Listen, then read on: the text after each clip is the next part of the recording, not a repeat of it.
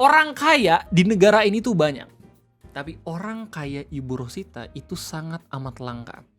Well, di video ngopi kesempatan kali ini gue bakal ngasih tau lu sebuah cerita yang sangat amat menginspirasi dari seorang perempuan yang memiliki hutan di negara ini, yang berhasil mereboisasi lahan tandus yang susah banget untuk dialihfungsikan lagi, tapi pada akhirnya di tangan beliau, ya, wilayah tersebut menjadi hutan yang sampai sekarang terus berkembang sampai pada akhirnya banyak banget flora dan juga fauna baru yang terdeteksi di hutannya beliau.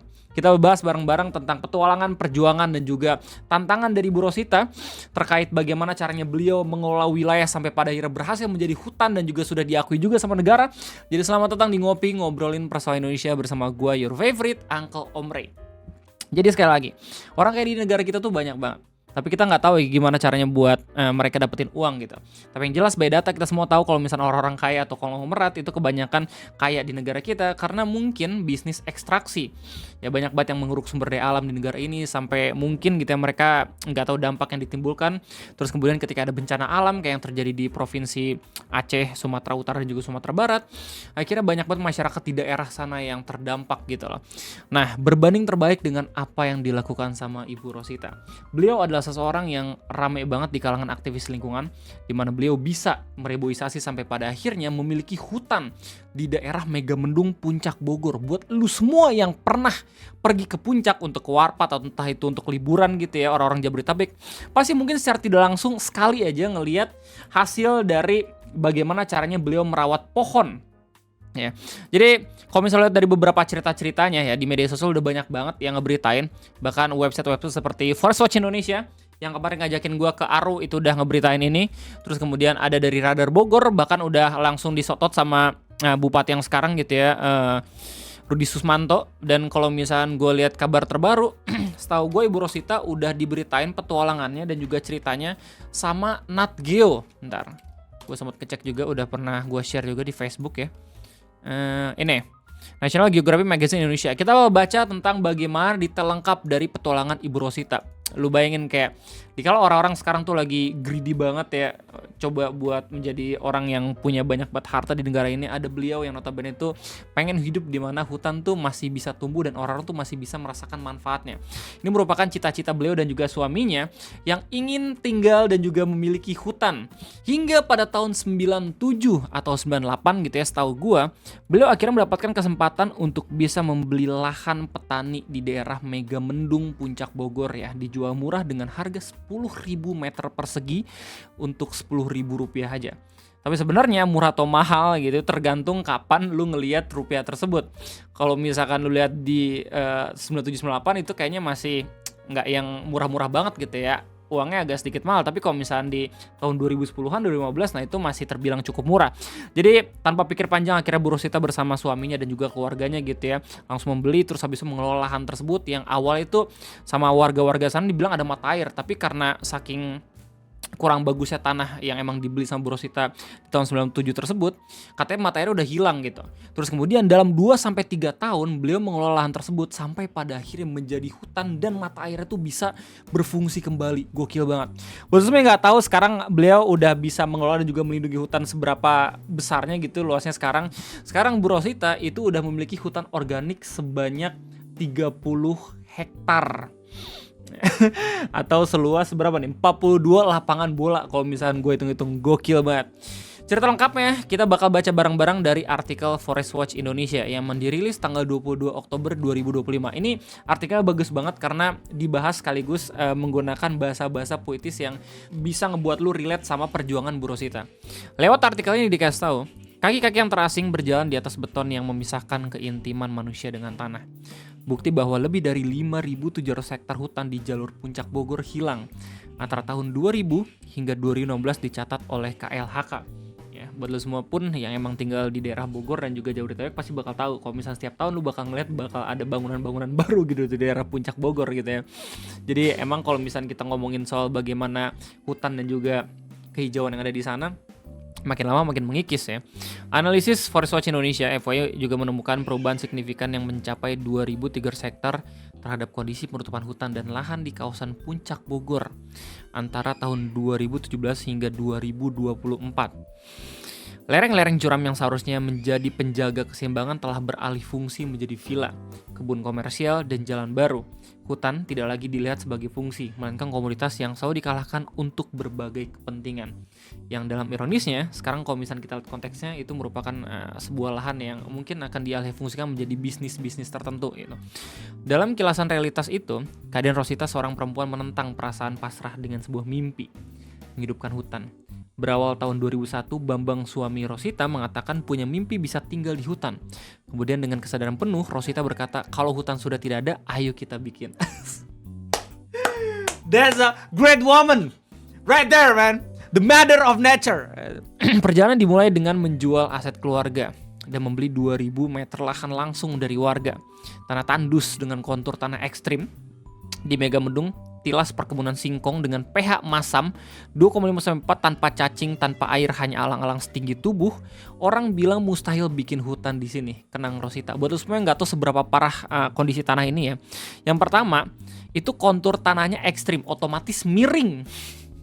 Bukan lahan yang datar gitu ya, dimana lu mungkin bisa langsung bangun rumah di situ, tapi miring. Jadi lu kalau misalnya pengen buat kebun pun harus buat kayak semacam teras ring dulu gitu loh. Dan itu PR banget. Itu yang dibeli sama Bu Rosita. Terus kemudian pH-nya masam 2,5-4. pH itu buat lu semua yang nggak tahu, itu merupakan sebuah kadar keasaman gitu ya, dimana semakin tinggi semakin sulit tanah untuk bisa dikelola. Jadi dengan pH 2,5-4 itu udah termasuk tinggi gitu. Jadi emang susah buat dikelola kalau misalkan udah punya pH segini. Tanpa cacing. Cacing itu merupakan sebuah indikator kalau misalkan tanah itu subur atau kagak. Di sini dikasih tau tanpa cacing, berarti emang tidak subur sama sekali.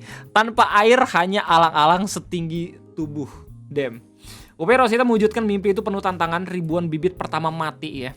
Kesulitan akses air, listrik, dan jalan, namun Rosita bersiteguh dan terus mencoba. Dalam perjalanannya, mengembangkan hutan dilakukan dengan model rehabilitasi ekosistem dan lahan kritis berbasis pertanian dan peternakan organik. Jadi perjuangan beliau itu nggak yang langsung pergi ke suatu tempat ya, formalitas tanam tanaman, terus kemudian cabut, kagak. Beliau itu datang, terus kemudian melakukan percobaan penanaman ribuan bibit ya, terus kemudian mati. Airnya nggak ada dan mungkin aksesnya pun susah gitu loh. Soalnya di sini kasih tahu kalau misalnya listrik dan jalan pun nggak ada. Memakai pola voluntary inisiatif secara swadaya murni dengan melegalkan diri sebagai kelompok tani hutan organik dan bimbingan awal Bali Organic Association. Ini gue suka banget. Bu Rosita tahu tantangan kedepannya itu birokrasi, jadi beliau tuh mencoba untuk melegalkan diri agar seenggaknya itu lahan yang memang ingin beliau kelola itu bisa seenggaknya punya perlindungan hukum. Hutan dibuat dengan pola tumpang sari atau sistem agroforestry yang menggabungkan pohon keras, sayuran, dan peternakan tanpa kimia. Jadi gini, lewat kalimat ini harusnya kita sadar kalau misalnya ilmu hortikultur dari Bu Rosita itu bukan kaleng-kaleng. Beliau tahu kalau misalkan nanam satu jenis pohon aja itu nggak akan cukup untuk ngebuat lahannya bisa berfungsi dengan baik. Kalau misalnya jadi hutan, maka yang dilakukan adalah menggunakan pola tumpang sari atau sistem agroforestry dan perbandingan 2:1. 2 pohon-pohon atau tanaman produksi gitu ya, dan 1 pohon keras atau pohon-pohon endemik yang ada di sana. Dengan cara seperti itu, Bu Rosita tahu kalau misalnya nanti ke depannya hutan itu bakal lebih beragam lagi dan bakalan lebih banyak lagi fauna-fauna dan juga flora yang mungkin bakal hadir gitu di sana. Ini anjir, respect banget. Ibu merancang pola tanam berjarak 2,5 kali 2,5 meter, maka dalam 1 hektar jadi 1.500 pohon. Dari hari ke hari ibu berjuang dengan masyarakat, ujar Rosita. Inovasi teknologi sederhana juga diterapkan seperti penggunaan pompa hidram untuk mengangkat air ke area penanaman yang lebih tinggi sebelum akhirnya mata air pulih sepenuhnya. Ini sumpah ya, ini keren banget maksud gue. Karena apa? Karena kalau misalnya lu pernah ikut sekali aja ya, program penanaman pohon ya dari instansi-instansi yang mungkin aja mencoba ingin mereboisasi gitu, kayaknya nggak dipikirin gitu ini pohonnya berjarak berapa meter, terus kemudian jenisnya apa gitu. Tapi Ibu Rosita sendiri ya bersama keluarga dan juga masyarakat yang ada di sana gitu, memberdayakan masyarakat di sana, itu bahkan ngitung sampai detail gitu ya, sampai pada akhirnya punya 1.500 pohon dalam 10.000 meter persegi gitu, dan kemudian bisa tumbuh. Lambat laun kesabaran itu berbuah hasil. Setelah 3 tahun, 2 mata air yang sebelumnya mati hidup kembali. Hijau mulai merambat, membentuk daerah aliran sungai, das mikro baru yang mendukung sistem das Ciliwung. Ini ya membuktikan teori kalau misalkan lu melakukan reboisasi di suatu wilayah, mata air itu bakalan muncul dalam lahan tersebut. Dan Selama 3 tahun ya, 3 tahun bukan waktu yang singkat, Ibu Rosita bisa membuktikan itu semua. Hutan organik Megamendung menghadirkan kembali ruang ekosistem dengan berbagai jenis fauna dan flora, berhasil menjadi sumber pangan, udara bersih, sumber air, dan ruang belajar. Anak-anak sekolah datang belajar mengenali pohon, peneliti IPB hingga aktivis lingkungan menjadikannya lokasi studi. Dari kebun organik, Rosita berbagi sayuran, bibit, dan air. Dulu tetangga kesulitan, sekarang bisa mengalir dari mata air sini. Jelas Rosita, gokil. Secara tidak langsung ya, Bayewat masyarakat harus berterima kasih anjir. Kayak orang mungkin gampang banget bakal ngejual lahan-lahannya biar seenggaknya itu bisa dijadikan bisnis gitu, tapi ada Bu Rosita yang tak kenapa bisa melindungi puncak daerah Bogor gitu biar seenggaknya itu masih bisa sejuk gitu loh. Ngeri banget loh ini. Menilik pada hasil prosesnya, Rosita menjelaskan yang paling bahagia untuk 25 tahun berjuang itu hutan sudah jadi. Tercatat 125 jenis pohon, 20 jenis burung, 10 herpetofauna, dan hampir 60 jenis serangga kembali hadir. Jadi maksud gua tuh di awal video ngopi ini baru ya ditemukan ya. Maksudnya tuh baru ditemukan kembali. Jadi tuh fauna-fauna yang awalnya nggak ada di dalam tersebut itu muncul-muncul lagi. Kerumitan jejak agraria. Nah, di sini nih problem birokrasinya yang seru banget buat kita bahas bareng-bareng. Seenggaknya kalau misalnya ada niatan untuk melakukan hal yang sama dengan Ibu Rosita, meskipun nggak yang sampai 30 hektar kayak sekarang dia lakukan gitu ya, tapi sekecil apapun lahan yang lu punya yang sampai pada akhirnya bisa direboisasi itu udah bener-bener keren banget sih.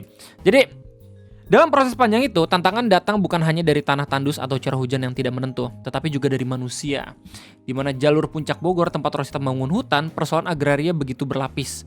Penjara kayu, calo tanah, pungutan liar hingga intimidasi terhadap warga kecil yang dianggap menghambat investasi.